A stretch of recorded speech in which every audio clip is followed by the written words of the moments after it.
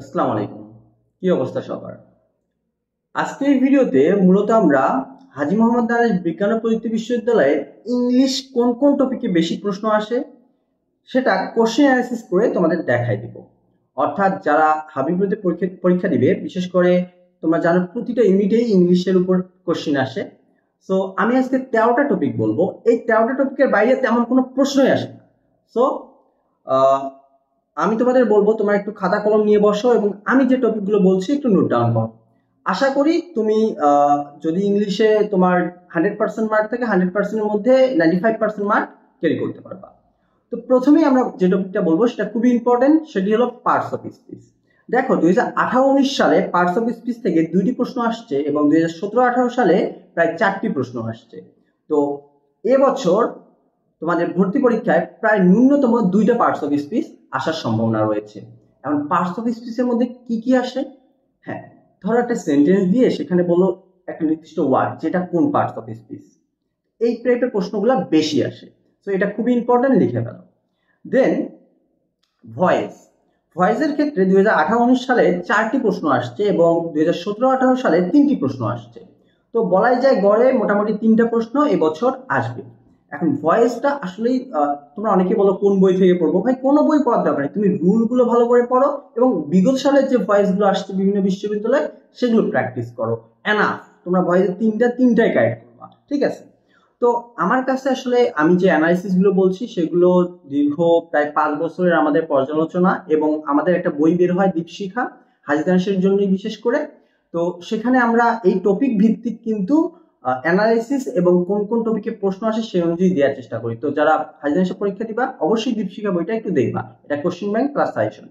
তো আমি এখন আর ওই কোন সালে কতটা এসেছে সেগুলো বলবো না, জাস্ট টপিকগুলো বলবো এবং কতটা আসার সম্ভাবনা সেটা বলবো। এবং ভিডিওর শেষে আমি একটা ছবি দিয়ে দিব, ওই ছবিতে ডিটেলস থাকবে, তোমরা ওটা স্ক্রিনশট নিলেই এনাফ। এখন আমার কথাগুলো একটু শোনো। তো প্রথমে আমি বললাম পার্টস অফ স্পিচ, যেখান থেকে মোটামুটি 2টা আসবে। দেন ভয়েস, যেখান থেকে 3টা আসবে। এরপর আসি ন্যারেশন।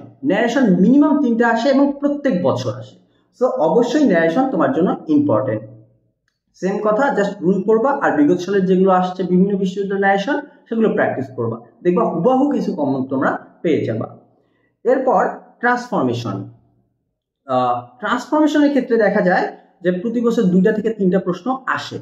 তো তোমরা জানো মেইনলি ইন্টারচেঞ্জ অফ বিভিন্ন সেন্টেন্সের যে ইন্টারচেঞ্জ আছে, দেন ট্রান্সফরমেশনের বাকি যে পার্টগুলো আছে, সিম্পল কমপ্লেক্স কম্পাউন্ড, এগুলো। তো এগুলো থেকে প্রশ্ন আসে, সো তোমরা দেখে নিও। এরপর রাইট ফর্ম অফ ভার্ব, যেখান থেকে প্রত্যেক বছর মিনিমাম 2টা এবং সর্বোচ্চ 3টা প্রশ্ন এসে যায়। তো রাইট ফর্ম অফ ভার্ব অবশ্যই ইম্পর্টেন্ট। তো বিশেষ করে দেখা যায় শূন্যস্থানের মতো করে রাইট ফর্ম অফ ভার্বটা চলে আসে। সো এটা তোমরা ভালো করে প্রিপারেশন নিবা। দেন কারেকশন। কারেকশনটা তোমাদের দেখা যায় 2টা থেকে 3টা চলে আসে। তো কারেকশনটা একটু ভালো করে দেখতে হবে। এরপর প্রিপোজিশন। প্রিপোজিশন খুবই ইম্পর্টেন্ট, দেখা যায় 3টা থেকে 4টাও আসে। সো অবশ্যই প্রিপোজিশনটা তোমরা ভালো করে দেখবা।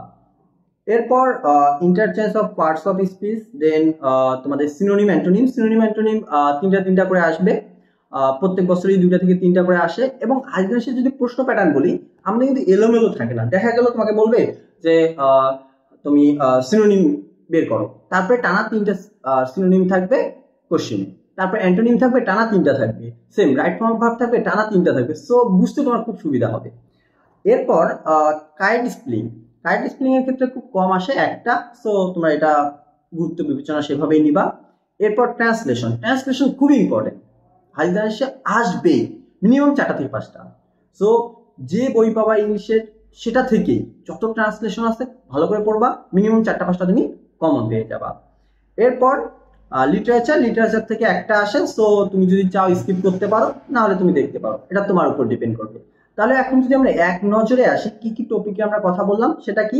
প্রথমে parts of speech, then voice, narration, transformation, right form of verb, correction, preposition, interchange of parts of speech, synonym, antonym, then কাইট স্প্লিং, ট্রান্সলেশন এবং লিটারেচার। এর মধ্যে 2টা আইটেম তোমরা চাইলে স্কিপও করতে পারো, সেটা হলো লিটারেচার আর কাইট স্প্লিং। তবে আমি স্কিপ করতে নিষেধ করবো, বিশেষ করে স্প্লিংটা তোমরা পড়বা। তো এই যে 13টা টপিক তোমরা পড়ো, আমি কথা দিচ্ছি এবং আমার উপর ভরসা রাখো, তোমরা যে ইউনিটের পরীক্ষা দাও না কেন সেখানে ইংলিশ যদি থাকে তাহলে তুমি 100% কমন পাবা। এখন যে হুবাহু কোশ্চেন কমন কিভাবে পাবা সেটা যদি বলি, তাহলে তুমি প্রিভিয়াস যে ভার্সিটি কোশ্চেনগুলো আছে, আমি যে টপিক বললাম, সাপোজ ভয়েসের জাস্ট তুমি প্রিভিয়াস সকল বিষয়ের কোশ্চেন সলভ করো, মিনিমাম 2টা হুবাহু তুমি পেয়ে যাবা। সেভাবেই অন্যান্য টপিকগুলো প্রিভিয়াস কোশ্চেন অবশ্যই দেখতে হবে, তার পাশাপাশি রুলগুলো যদি ভালো করে দেখো, ইংলিশে তুমি 95% মার্ক গেইন করতে সহজেই পারবা। তো নেক্সট ভিডিওগুলো আমরা অন্যান্য সাবজেক্টে নিয়ে আসবো। তো অবশ্যই ভিডিওটা ভালো লাগলে like, then comment and share. তো টেক কেয়ার, গুড বাই।